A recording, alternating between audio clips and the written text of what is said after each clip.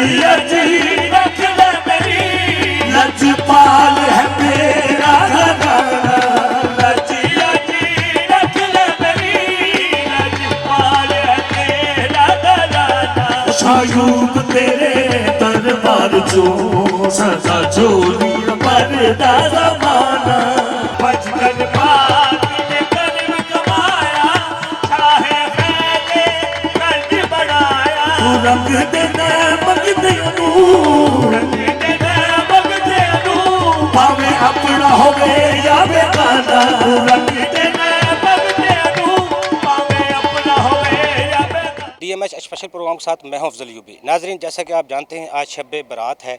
शब बारात पाकिस्तान समेत दुनिया भर में बड़े जोश व जज्बे से मनाई जाती है, जिसमें तमाम मुसलमान सारी रात इबादत करते हैं, अल्लाह ताला को याद करते हैं, उसके अपने नबी से मोहब्बत का इजहार करते हैं। मैं इस वक्त मौजूद हूँ दरबार फैज़ आलम आस्ताना आलिया अयूबिया कोट राधा किशन ज़िला कसूर में, जहाँ शब बारात के हवाले से आज सालाना महफ़िल शब बारात है। महफ़िल सामा होगी, महफ़िल ज़िक्र होगी और शब बारात के क्या फ़वाइद हैं, मुत्की कौन होते हैं। इसी हवाले से हज़रत सखी सुल्तान पीर मोहम्मद अयूब शकूरी जहांगीरी कादरी चिश्ती रहमतुल्लाह अलैह के मुरीदीन के पास उन्हीं की ज़ुबानी जानते हैं। शाहे अयूब पिया प्यार तेरा है जिंदगी मेरी प्यार तेरा है जिंदगी मेरी दीद तेरी बंदगी मेरी। जी नाज़रीन, मेरे एक पिछले प्रोग्राम में मैंने अलिफ अल्लाह चंबेदी बूटी पर हाफ़िज़ शौकत साहब का इंटरव्यू किया था, जो बहुत ही लोगों को दोस्तों को पसंद आया। आज मेरे साथ मौजूद हैं शब बारात के हवाले से हाफ़िज़ शौकत साहब। आज शब बारात है, इसके हवाले से आप क्या कहना चाहते हैं? दूसरा, बैत के बारे में लोग पूछते हैं, माँ बाप से बैत कर लो, अल्लाह से बैत कर लो, ये बैत क्यों ज़रूरी है, ये सुन्नत है या फ़र्ज़ है, आप क्या समझते हैं? तीसरा ये है, मैं चाहता हूँ प्रोग्राम का एंडिंग आपसे हो, अलिफ लाम मीम ज़ालिकल किताबु ला रैब फ़ीह हुदन लिल मुत्तक़ीन, ये मुत्तकी लोग क्या हैं, इन तक रसाई किस तरह हासिल है, आप इस बारे में क्या कहते हैं? बिस्मिल्लाहिर्रहमानिर्रहीम। अस्सलातु वस्सलामु अलैका या सय्यदी या रसूल अल्लाह व अला आलिका व सहाबिका या हबीब अल्लाह। कुरान मजीद में अल्लाह तबारक तआला इरशाद फरमाते हैं, हुदल लिल मुत्तकीन, हदायत है मुत्तकीन को। मुत्तकीन के बारे में हमारे पीर व मुर्शद इस आयत का मफ़हूम बयान करते हुए फरमाते हैं कि मुत्तकीन ऐसे नहीं बन जाता जहाँ 100 सही मुसलमान पैदा हो जाए, मुसलमान वहाँ एक वैकेंसी आती है मोमिन की। फरमाया मुसलमान किसे कहा गया है, हदीस शरीफ से लेते हैं। सरकार दो आलम सल्लल्लाहु अलैहि वसल्लम आपने फरमाया सच्चा मुसलमान वो है जिसकी ज़ुबान और हाथ से दूसरा मुसलमान भाई महफूज है। उस मुसलमान की बात हो रही है कि जहाँ 100 सही मुसलमान पैदा हो जाए वहाँ एक वैकेंसी आती है मोमिन की। फिर हजूर फरमाते हैं जहाँ 100 मोमिन पैदा हो जाएं वहाँ एक वैकेंसी आती है वली अल्लाह की। फिर हजूर फरमाते हैं जहाँ 100 वली अल्लाह पैदा हो जाएं फिर वहाँ एक वैकेंसी आती है मुत्तकी की, उसे कहते हैं मुत्तकी। हज़रत मियाँ मीर रहमतुल्लाह अलैह लाहौर में आपका दरबार है। आप अपनी किताब में लिखते हैं, आप फरमाते हैं मुझे एक मरतबा इत्तफ़ाक़ हुआ मुत्तकीन की सोहबत में बैठने का। आप फरमाते हैं मैं जंगल में सफ़र कर रहा था, अचानक बारिश शुरू होगी। अचानक बारिश शुरू होगी तो देखा एक टूटा फूटा सा कमरा बना हुआ है जंगल के अंदर। हम भी दौड़े उसके अंदर चले गए। जब कमरे के अंदर दाखिल हुए तो कमरे के 4 कोने होते हैं, तीनों कोनों में 3 शख्स बैठे हुए थे। एक कोना खाली था, मैं भी उस कमरे कोने में बैठ गया। फरमाते हैं कि बारिश इतनी ज़ोर से होने शुरू होगी कि पानी बढ़ते बढ़ते हमारे घुटनों तक आ गया, फिर और बढ़ा तो हमारी छाती तक आ गया। वो सारे खामोश बैठे हुए। इससे ज़्यादा पानी बढ़ा तो मेरे मुंह तक आ गया।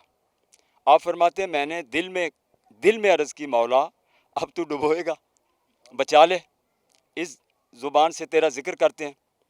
अभी ये दिल में कहा ही था, अचानक बारिश बंद हो गई और बड़ी तेज़ी से पानी निकलना शुरू हो गया। तो वो जो 3 हजरात बैठे हुए थे ना, उनके जो सीनियर थे बड़े, उन्होंने पहले वाले ने दूसरे की तरफ देखा बड़े जलाल से, तो उन्होंने सर को हिलाया कि नहीं। फिर दूसरे ने तीसरे की तरफ देखा, उन्होंने भी सर हिला दिया। आप फरमाते हैं तीसरे ने मेरी तरफ देखा تو میری طرف دیکھ کے بڑے جلال میں فرمانے لگے اے میاں ہی رہ گیا پھر، کیا عرض وہاں کی جاتی ہے جہاں اسے خبر نہ ہو؟ وہ تو ہمارے سانسوں تک کا واقف ہے، تو عرض کیوں کی گئی؟ بھائی حضور فرماتے ہیں متقین حضرات وہ ہوتے ہیں جو رضا بالرضا ہوتے ہیں، ایسے ان میں شکوہ نہیں ہوتا، جو بھی ہو رہا ہے بجا ہو رہا ہے۔ مصر کے اندر، مصر کا پہلے وقتوں میں مصر کا جو بادشاہ تھا وہ عیسائی تھا، عیسائی بادشاہ تھا۔ مصر کے اندر کوئی بھی مسلم جا کے تبلیغ کرتا تو وہ کیا کرتا، وہ عیسائی بادشاہ نے اپنے وزراء کو چھوڑا ہوا تھا کہ کوئی مسلمان آ کے یہاں اپنے نبی کی تبلیغ کرے، اسے پکڑ کے میرے پاس لے آؤ۔ وزیر ایسے ہی کرتے، ہر مسلمان کو پکڑ کے اس کے پاس لے جاتے۔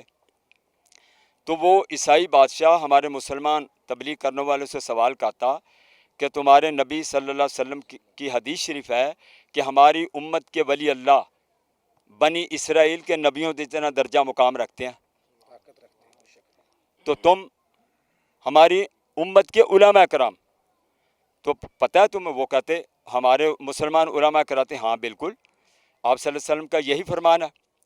تو پھر وہ عیسائی بادشاہ ان سے سوال کرتا مسلمان علماء کرام سے، کہتا کہ تمہیں پتہ ہے بنی اسرائیل کے نبی کیا کام کرتے تھے؟ جی کیا کام کرتے تھے؟ وہ کہتا کہ وہ مردے زندہ کیا کرتے تھے، تو تم مردہ زندہ کرو ورنہ جیل میں جانے کے لیے تیار ہو جاؤ۔ مختصر یہ کہ ساری جیلیں بھر دی، جو بھی کسی مکتبہ فکر کا جاتا ہمارے مسلمانوں سے، اسے یہی سوال ہوتا، وہ بیچارہ مردہ نہ زندہ کر سکتا اور جیل میں چلے جاتا۔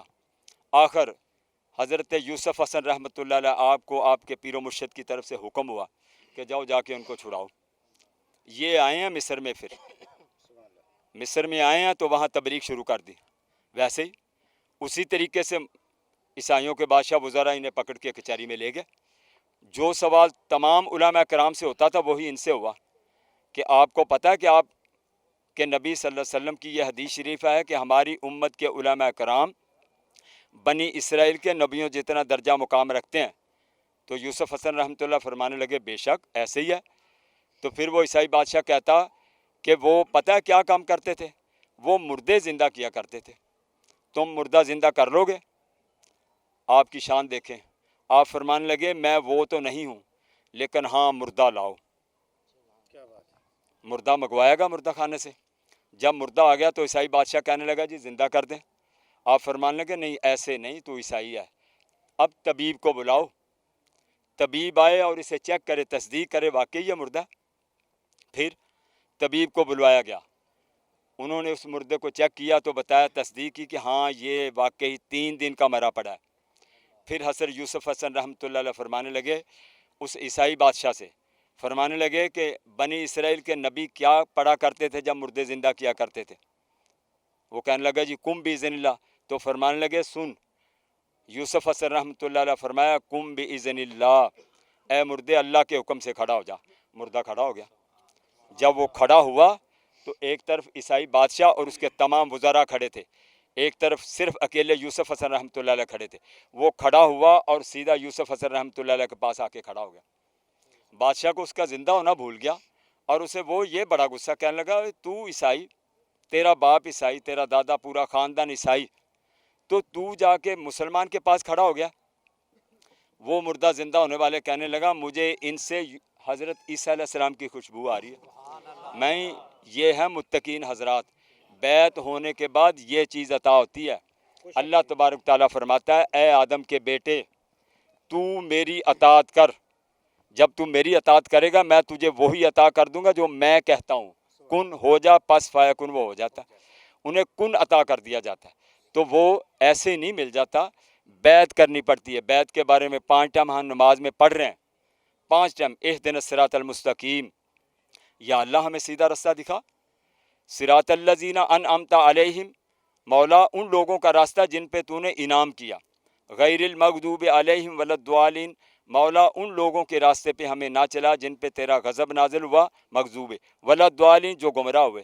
سوال پیدا ہوتا ہے اب ایک شخص نماز پڑھ رہا ہے تو یہ سیدھا راستہ نہیں ہے؟ سوال پیدا ہو گیا نا۔ ہمارے پیر و مرشد یہ ضروری سمجھو گا، حضور خواجہ سلطان محمد ایوب جہانگیری قادری چشتی کہنوری رحمۃ اللہ علیہ، حضور کی بارگاہ میں ایک حاجی مظفر صاحب ہمارے پیر بھائی ہیں، لاہور کے ہیں، وہ آگے بیعت ہونے کے لیے، جب بیعت ہو گئے تو بیعت ہونے کے بعد کھڑے ہو گئے، ہاتھ جوڑ کے کہتے ہیں حضور میں 2 سال دیکھوں گا، اگر مجھے کچھ نظر آ گیا تو میں بیعت رہوں گا ورنہ بیعت توڑ دوں گا۔ حالانکہ یہ شریعت کے خلاف ہے، بیعت فقط وصول اللہ کی خاطر کی جاتی ہے۔ آپ مسکرائے، نہیں کہا کہ یار یہ تو نے آزمانا تھا تو پہلے آزماتا، بیعت بیع بک جانا کسی کا ہونا جب ہو جاتا ہے کامل مرشد کا پھر آزمایا نہیں جاتا۔ اچھا جاؤ حاجی مظفر ہمیں منظور ہے۔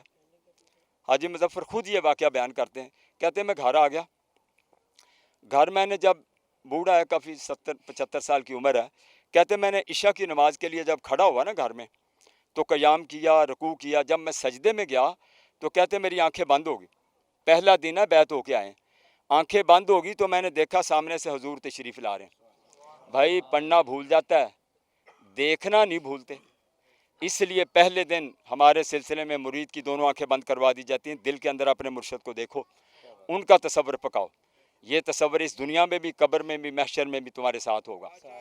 تو جب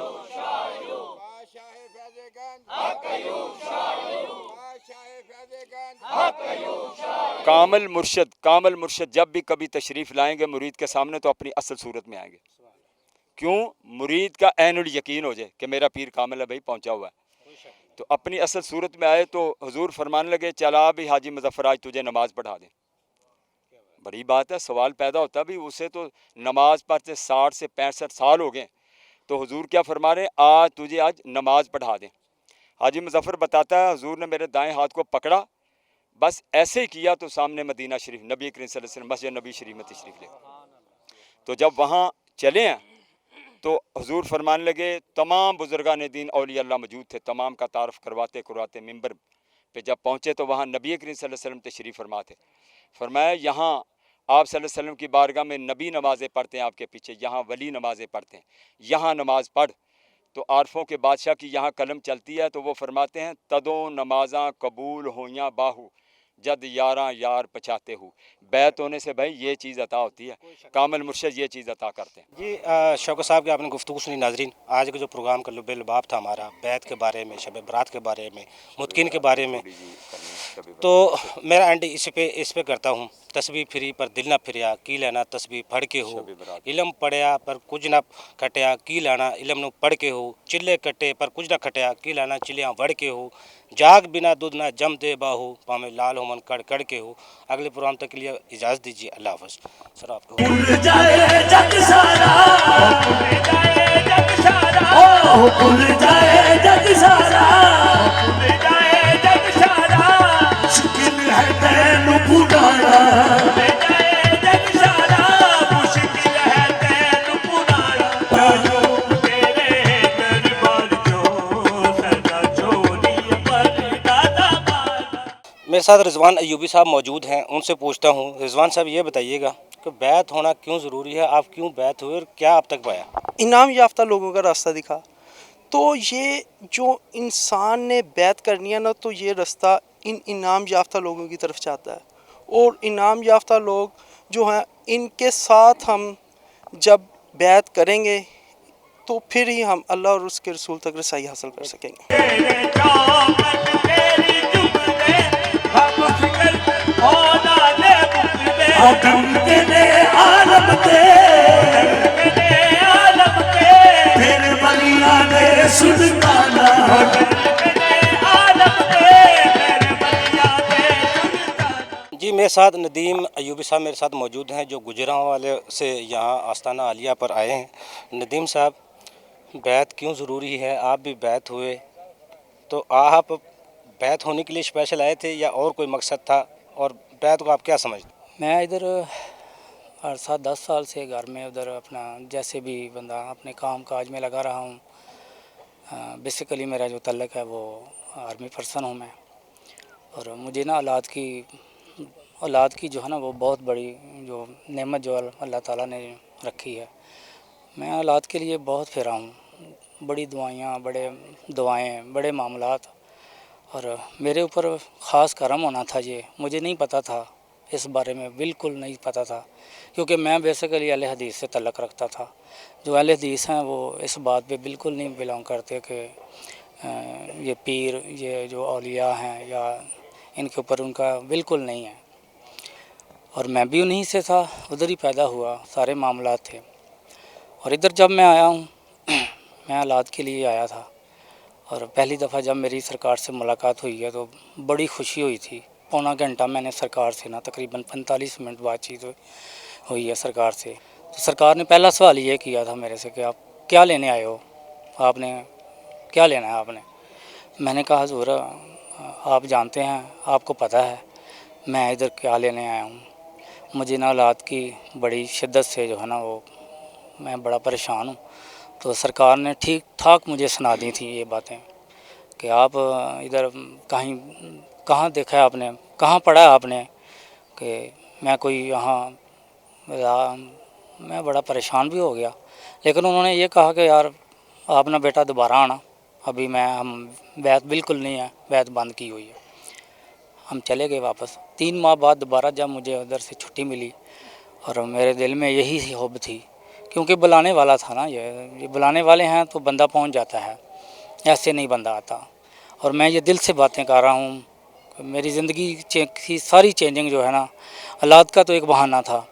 تو ادھر میں آیا ہوں جب سرکار نے دوبارہ مجھے کوئی سوال نہیں کیا، کوئی اس طرح کی کوئی بات ہی نہیں کی ہے، میں حیران ہو گیا کہ سرکار نے مجھے بیعت فرما لیا۔ اور جب بیعت فرما لیا اور میں بیعت ہونے کے بعد مجھے پتہ چلا کہ بیعت کا مطلب کیا ہے۔ بیعت کا جب مطلب کا مجھے پتہ چلا تو پھر مجھے اولاد وہ اس طرح کی کوئی خواہش ہی نہیں رہی تھی۔ سب سے مین چیز ہے ہم پیدا ہوئے ہیں رب کو حاصل کرنے کے لیے۔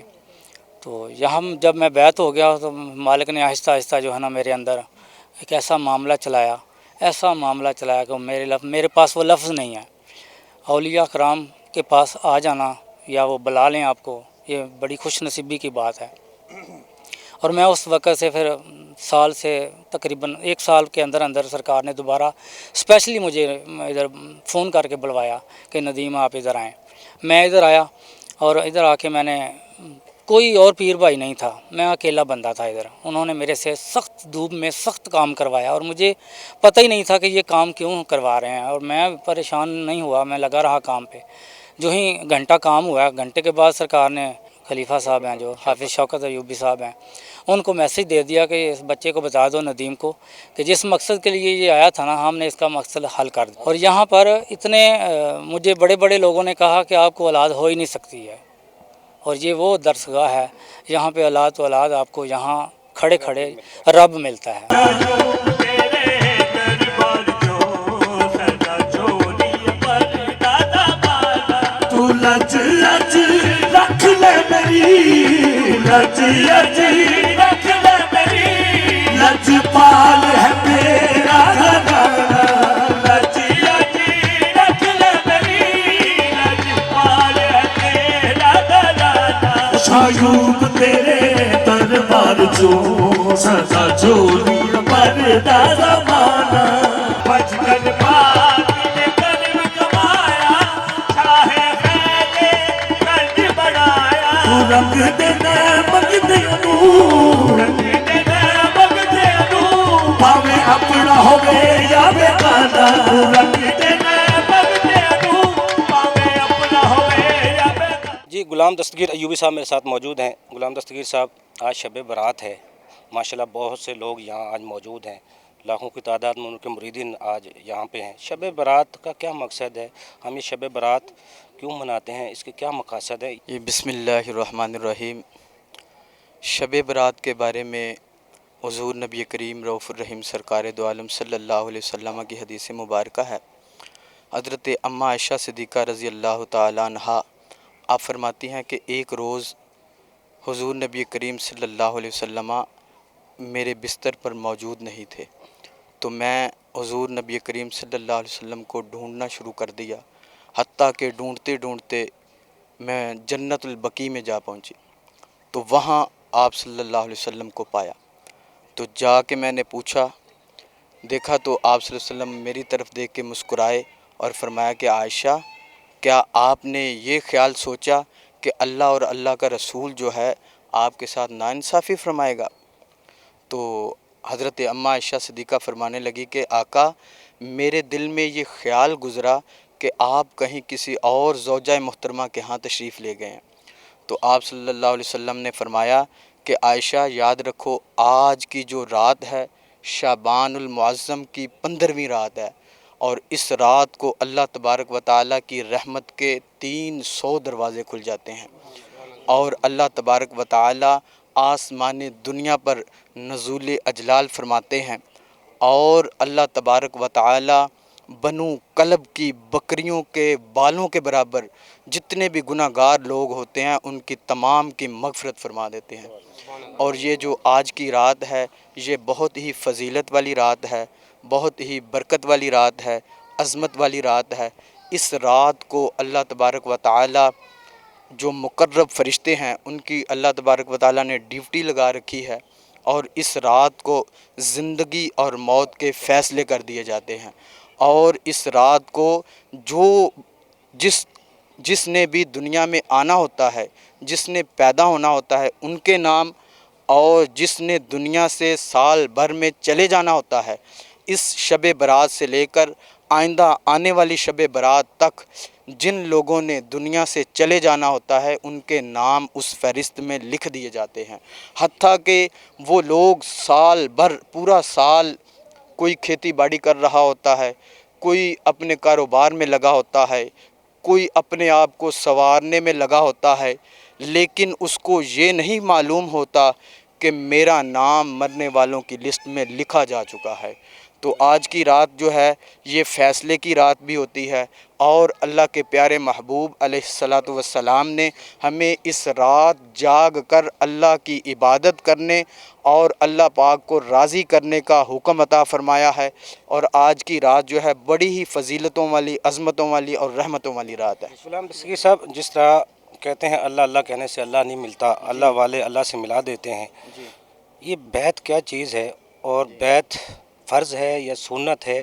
اگر سنت ہے تو یہ کن محترم معزز کن لوگوں کی سنت ہے، اس کے بارے میں تھوڑا سا ہمیں آگاہ کیجیے گا۔ بیعت جو ہے یہ اس لیے کی جاتی ہے اصول اللہ کے لیے، اللہ کی رضا اور معرفت حاصل کرنے کے لیے بیعت کی جاتی ہے۔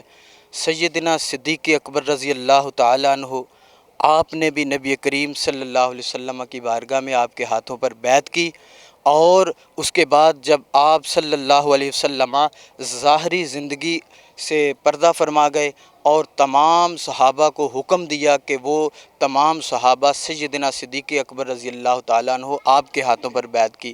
اور بیعت کے بارے میں یہ تھوڑی سی میں وضاحت کر دوں کہ بیعت اس لیے ضروری ہوتی ہے کہ انسان کو اللہ تبارک و تعالیٰ نے دنیا میں اپنی معرفت اور پہچان کے لیے بھیجا، اور اے انسان دنیا میں جا کے میری معرفت اور پہچان حاصل کرنی ہے، تو اس لیے پیر و مرشد کی بارگاہ میں جا کے بیعت کی جاتی ہے۔ مولانا روم، آپ کا چھوٹا سا واقعہ میں پیش کرتا ہوں۔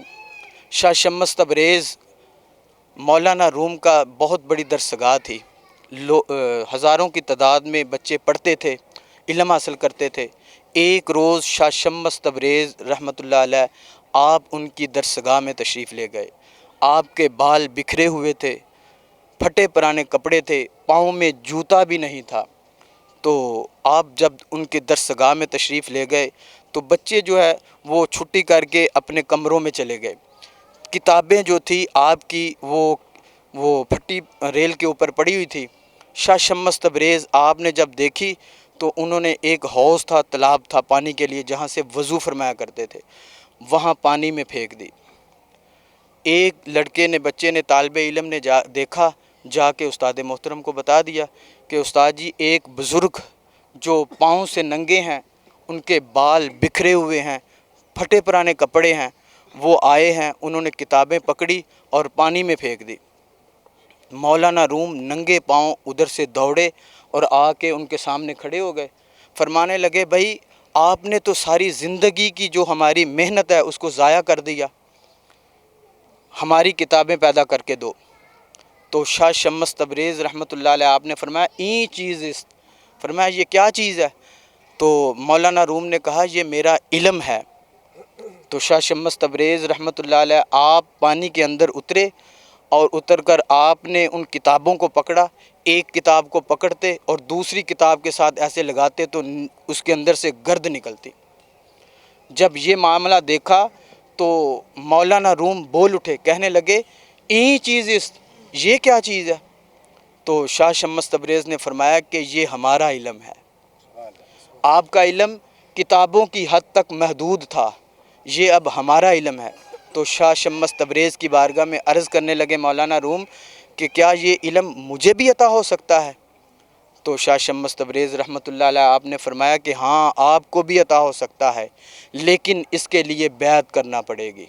تو تب جا کے مولانا روم نے شاہ شمس تبریز رحمۃ اللہ علیہ آپ کی بیعت کی۔ جب بیعت کی تب آپ نے ایک شعر لکھا، پہلا شعر پھر لکھا، فرمایا کہ مولوی ہرگز نہ شد مولا روم، تا غلام شمس تبریزی نہ شد۔ فرمایا کہ مولوی کہتے ہیں مولا کی خبر رکھنے والے کو، تو فرمایا کہ جب تک میں نے اپنے پیر و مرشد کی بیعت نہ کی تھی تب تک تو میں ایک مولوی بھی نہ بن سکا۔ تو جب میں نے شاہ شمس تبریز رحمۃ اللہ علیہ آپ کی بیعت کی تب مجھے مولا کی خبر مل گئی۔ بیعت اس لیے کی جاتی ہے مولا کی خبر پانے کے لیے، مولا کو حاصل کرنے کے لیے۔ تو اس کے بعد شاہ شمس تبریز رحمۃ اللہ علیہ آپ گلی کوچوں میں آگے آگے چلتے ہیں تو مولانا روم ان کے پیچھے پیچھے چلتے ہیں۔ وہی مولانا روم جو وقت کا بادشاہ ان کے پیچھے نمازیں پڑھا کرتا تھا، اور 10 لوگ ایک ٹرے کے اندر ان کے امامہ جو تھا، دستار جو تھا، ان کا شملہ پیچھے رکھ کے 10 لوگ ان کے پیچھے چلا کرتے تھے۔ اب وہی مولانا روم شاہ شمس تبریز رحمۃ اللہ علیہ ان کے پیچھے پیچھے، ان کے پاؤں میں جوتے بھی نہیں، ان کے کپڑے بھی پھٹے پرانے ہیں، بال بکھرے ہوئے ہیں، تو مولانا روم ان کے پیچھے پیچھے چلتے ہیں۔ تو ادھر جا کے مولانا روم نے جو شعر لکھا، آپ نے فرمایا کہ معرفت و جبہ و دستار می نیست، فرمانے لگے کہ معرفت و جبہ و دستار می نیست، آن عزیزاں راں نشان دیگر است۔ فرمایا کہ اللہ کی معرفت اور پہچان فقط دستار باندھ لینے میں نہیں، فقط جبہ پہن لینے میں نہیں، اور فقط علم پڑھنے میں بھی اللہ کی معرفت و پہچان نہیں۔ اللہ کی معرفت اور پہچان جن کو ہے وہ تو آپ کو کسی حال میں بھی مل سکتے ہیں۔ اچھا غلام دستگیر صاحب، جس طرح آپ نے مقرب بندوں کی باتیں کی، معرفت والوں کی باتیں کی، محبت والوں کی باتیں کی، حضرت علامہ اقبال رحمۃ اللہ علیہ فرماتے ہیں 100 سالہ عبادت ایک طرف، چند سیکنڈ کی جو کوئی اللہ والے کے ساتھ صحبت ایک طرف، وہ ان لوگوں کی پہچان کیا ہے؟ وہ کون لوگ ہیں؟ یک زمانہ صحبت با اولیاء، بہتر از 100 سالہ اطاعت بے ریا۔ فرمایا کہ 100 سال جو ریاکاری سے بھی پاک ہو، عبادت بندہ کرتا رہے، اور اللہ والوں کی بارگاہ میں ایک لمحہ بیٹھ جانا، وہ 100 سالہ عبادت جو کہ ریاکاری سے بھی پاک ہو، اس سے بہتر ہے۔ تو وہ اللہ والے کون ہیں؟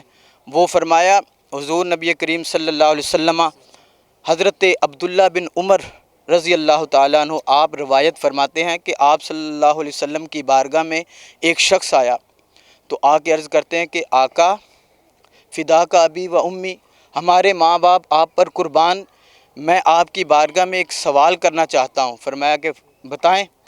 تو انہوں نے عرض کی ایھا الناس الی اللہ حب اللہ تعالی و ای الاعمال احب اللہ تعالی، کہ اللہ کے ہاں محبوب ترین عمل کون سا ہے اور محبوب ترین شخص کون سا ہے؟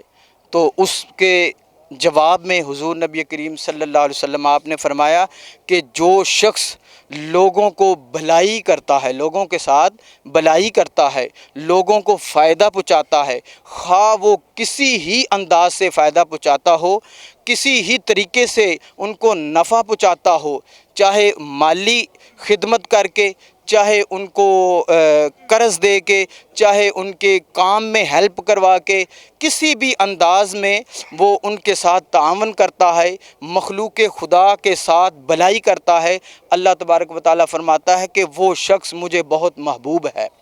پھر آگے فرمایا ایھا الاعمال احب اللہ تعالی، फरमाया कि अमाल में से कौन सा अमल अल्लाह तबारक व ताला को महबूब है, तो उसके बारे में अल्लाह तबारक व ताला के महबूब ने फरमाया कि वो अमल अल्लाह तबारक व ताला फरमाता है कि मुझे हर चीज़ से महबूब है कि कोई बंदा किसी एक बंदे का दिल खुश कर दे, चाहे वो किसी भी अंदाज से कुछ खुश कर दे। पहले तो ये था कि वो किसी माली तरीके से उसकी इमदाद कर दे या कर्ज़ दे दे या किसी भी अंदाज में, और ये दूसरे ये एक फ़ेल है। किसी तरीके से आप किसी को अच्छी बात बताते हैं या मुस्कुरा के किसी के साथ कलाम कर लेते हैं, उनका दिल खुश हो जाता है। अल्लाह तबारक व ताला फरमाता है कि ये अमल भी मुझे बहुत पसंद है। तो एक छोटा सा वाक़या, मौलाना रूम आप एक गली से रात का वक़्त था तो गुज़र के तशरीफ़ लेके जा रहे थे, देखा कि रास्ते में एक कुत्ता बैठा है, रास्ता तंग हो गया तो आपने अब गुज़रना था तो आप रुक गए। एक शख्स दौड़ता हुआ आया, आके उसने जल्दी से उस कुत्ते को हटाना चाहा तो मौलाना रूम ने रोक दिया। फरमाया कि आज खुद ये जब तक अपनी नींद पूरी करके ये कुत्ता उठ नहीं जाएगा उतनी देर तक मैं यहाँ खड़ा रहूँगा, क्योंकि इस जानवर की नींद में, आराम में, सुकून में खलल आएगा। तो पता चला कि जो इंसानियत के साथ मोहब्बत करते हैं, इंसानियत के हुकूक का ख़्याल रखते हैं, बल्कि अल्लाह वाले जो होते हैं वो जानवरों का भी ख़्याल रखते हैं। हमारे आस्ताना आलिया पे पीर भाई और पीर भाइयों के अलावा बहुत सी मखलूक लोग और भी ज़्यादा आते हैं। लंगर का बहुत एहतमाम किया जाता है, लोग लंगर खाते हैं। उसके बाद जानवर, हमारे आस्ताना आलिया के गिरदो नवाब में जानवर भी हैं। जिस अंदाज़ के साथ लोगों का, इंसानों का हुकूक का ख्याल रखा जाता है, जानवरों का भी इसी अंदाज़ के साथ हुकूक का ख्याल रखा जाता है। और ये जो आस्ताना आलिया पे कुत्ते हैं उनको खाना खिलाया जाता है और जो लंगर पकाया जाता है उनमें से उनका हिस्सा निकाला जाता है। हत्ता कि मैंने यहाँ तक देखा कि हमारे आस्ताना आलिया पे हमारे बादशाह फैज़-ए-गंज के जो साहबजादगान हैं, सज्जादा नशीन सरकार सुल्तान हुजूर, आप भी तशरीफ़ फरमा थे और आपके साहबजादा साहब सूफ़ी अली अहमद साबर साहब आप भी तशरीफ़ फरमा थे। तो मैंने अपनी आँखों से देखा कि जो कुर्बानी के जानवर रखे हुए हैं उनकी इतनी ख़्याल रखा जाता है कि अगर वो जानवर बीमार हो जाते हैं तो वो अपने हाथों से उनको इंजेक्शन लगाते हैं, उनकी ट्रीटमेंट करते हैं, उनका इतना ख़्याल रखते हैं। तो यही मेरा आप भाइयों के सामने ये मैसेज है कि इंसानियत के साथ मोहब्बत, अल्लाह वालों ने हमेशा इंसानों के साथ मोहब्बत की है और अल्लाह वालों की जो बारगाह होती है यहाँ हर कोई आता है। हजूर अक्सर मेरे बाबा बादशाह फैज़-ए-गंज सरकार आप फरमाया करते थे कि वली जो होता है वो 3 चीज़ों की मानिद होता है। वो कौन कौन सी? फरमाया कि वो आसमान के सूरज की मानिद होता है, क्योंकि जब सूरज तलू होता है ना तो उसने ये कभी नहीं सोचा कि ये मुसलमान का घर है या ये गैर मुस्लिम का घर है, ये काफिर है या ये यहूदी है, ये नसरानी है, ये अपना है, ये पराया है। वो जब तुलू होता है तो यकसा रोशनी हर एक के घर में पहुँचा देता है। और फरमाया कि अल्लाह वाले जो होते हैं वो ज़मीन की मानद होते हैं। जब कोई भी शख्स ज़मीन के ऊपर चलता है तो कभी किसी को ज़मीन ने ये नहीं कहा कि मेरे ऊपर क्यों चल रहे हो।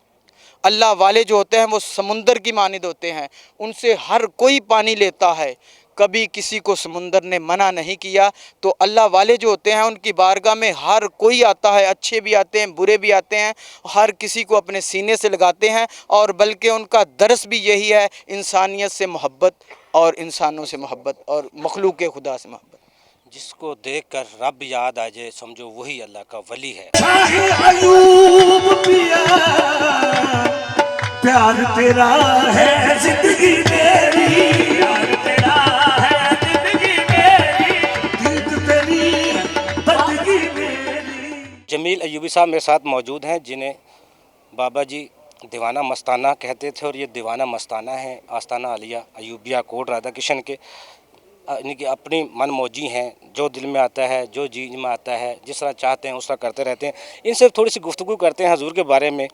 بیت کے بارے میں، اللہ والوں کے بارے میں یہ کیا کہتے ہیں، کس طرح دیکھتے ہیں؟ جب سرکار کو جس طرح بیت ہونا، جس آدمی نے سرکار پہلے اس کے خواب میں آ جاتے ہیں، اور روحانیت کے ذریعے بھی کچھ بھائی ایسے ہیں کہ پہلے بیت ہو چکی ہے لیکن ظاہر میں بیت ہونا باقی ہے۔ اور بہت دفعہ سنا ہے کچھ لوگ جب بیت فرماتے ہیں سرکار، جن کو سرکار فرماتے ہیں آپ کو ازل سے لے لیا گیا ہے، ظاہر میں آپ اب بیت ہوئے ہیں۔ یہ صرف اولیاء اللہ ہی یہ کام کر سکتے ہیں اور عام حضرات نہیں کر سکتے۔ یعنی کہ جو تسبیح کا دانہ ہے وہی دانہ کہیں بھی ہے اسی تسبیح میں آ کے رکے گا، تسبیح مکمل ہوگی۔ آپ دیوانہ صاحب یہ کہنا چاہ رہے ہیں؟ جی اسی طرح ہی ہے، جہاں کا دانہ ہوتا ہے وہیں آ کے مکمل ہوتا ہے۔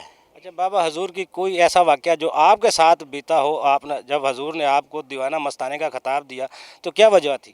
میرے ساتھ 2 واقعے بیتے ہیں۔ سب سے پہلا جو واقعہ بیتا ہے کہ سعودی عربیہ میں میرا کامہ گم ہو گیا تھا۔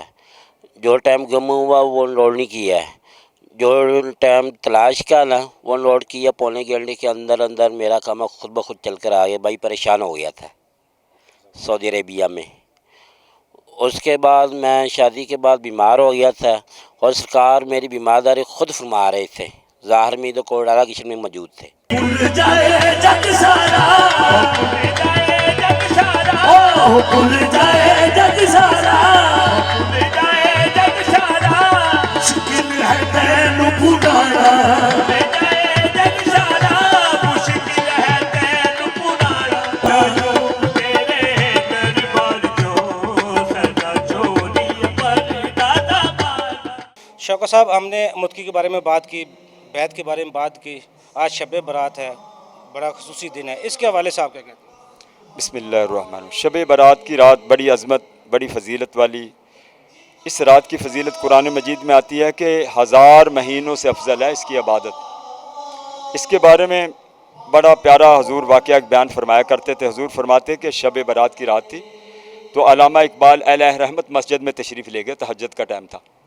جب آپ تشریف لے کے گئے علامہ صاحب تو دیکھا ہر شخص عبادت میں مشغول ہے۔ کوئی شخص نوافل پڑھ رہا ہے، کوئی صلاۃ و تسبیح پڑھ رہا ہے، کوئی درود و سلام پڑھ رہا ہے، کوئی واعظ و نصیحت کر رہا ہے۔ مسجد کے اندر ایک شخص سویا پڑا تھا۔ تو علامہ صاحب علیہ رحمت چونکہ ارند تھے، صاحب نظر تھے، جب انہوں نے دیکھا نا کہ یار وہ جو شخص مسجد میں سویا پڑا تھا، اس رات کی جتنی انوار و تجلیات کی بارش ہو رہی تھی نا، وہ اس سوئے ہوئے شخص کے قلوب پہ ہو رہی تھی، تو وہ جاگنے والے جتنے تھے سارے کے سارے خالی۔ وہ کیا تھا؟ ان کے بارے میں حضرت سلطان بہو علیہ رحمت فرماتے ہیں، ہک جاگ نہ جانن، ہک جاگدیاں ہویاں بھی، ہک جاگدیاں ہویاں جا واصل ہوئے۔ تو ان کے بارے میں علامہ صاحب کی قلم چلی تو وہ فرماتے ہیں، مولا جاگنے والوں کو محروم دو عالم رکھا، سونے والے کو کہا جا دو عالم کی خدائی تیری ہے۔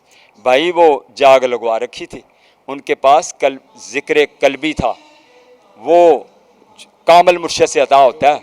ہاں، جس کے بارے میں حضرت سلطان بہو فرماتے ہیں، 1,00,000 کتاباں پڑھیاں تے عالم ہو گئے بھارے ہو، ایک حرف عشق دانہ پڑھیا تے پھلے پھرن بچارے ہو۔ علامہ صاحب کیا فرماتے ہیں؟